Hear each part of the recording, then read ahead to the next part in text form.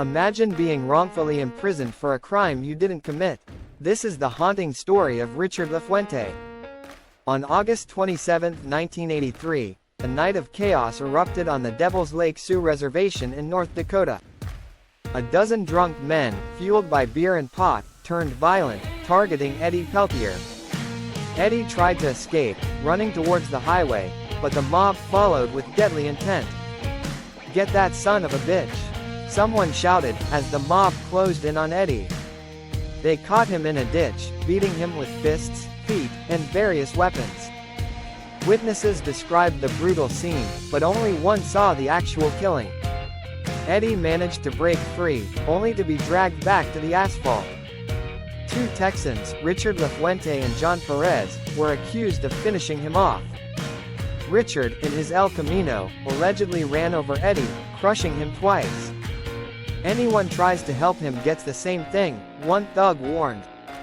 2.5 years later, Richard and John, along with 9 others, were tried for Eddie's murder. The trial, held in Fargo, was one of the biggest in North Dakota's history. Despite alibis and no physical evidence, all 11 were found guilty. Richard received a life sentence, while John got 20 years. Soon, whispers of injustice began to surface. Witnesses recanted, claiming they were threatened. By 1990, all the North Dakotans were free, and John was paroled in 1999. Only Richard remained in prison, steadfastly refusing to confess to a crime he didn't commit. "I'm innocent. I ain't got no choice," Richard told his attorney.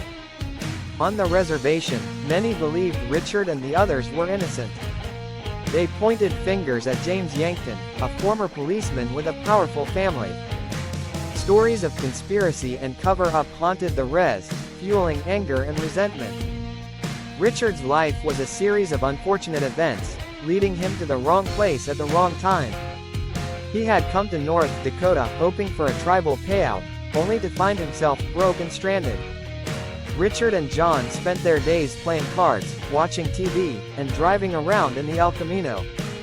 On the night of Eddie's death, Richard was at home, watching TV and calling his wife. The next day, they heard about Eddie's body being found and the police looking for a yellow car. Richard and John attended Eddie's wake, unaware they would soon be accused of his murder. In 1986, they were arrested and charged with murder, despite their innocence. Richard has been behind bars ever since, fighting for justice. "I'm in here for a story James Yankton made up," Richard said, his voice filled with anger. The truth remains elusive, but Richard's unwavering strength and innocence shine through. Justice for Richard Lafuente, because the truth must prevail.